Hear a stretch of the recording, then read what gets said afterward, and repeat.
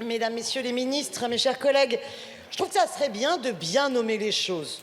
Par exemple, quand vous parlez de cheminement démocratique, pour parler notamment du 49.3, il vaudrait mieux parler du droit de veto du roi ou bien du passage en force antidémocratique.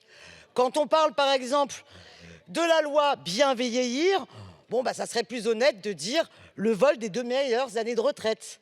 Eh bien, dans ce sous-amendement, on propose également de bien renommer les choses. Finalement, le dispositif qui est présenté par le gouvernement, il faudrait le nommer avec ce qu'il est réellement, un guichet unique de l'autonomie. Alors, ça ne veut pas dire qu'on serait contre un service public de l'autonomie. Au contraire, d'ailleurs, on le défend dans notre programme L'Avenir en commun. Mais ce que vous proposez, ce n'est pas un service public en charge de l'autonomie. Même si le pilotage de ce guichet unique doit être sous la responsabilité d'une conférence territoriale présidée par le président du conseil départemental. Un service public de l'autonomie, nous, on le défend et ça vise à quoi?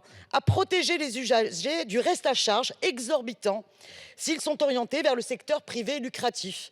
Et rappelons que si le secteur privé lucratif gère 25% des structures au niveau national, il prédomine en Île-de-France, en Nouvelle-Aquitaine, en région PACA.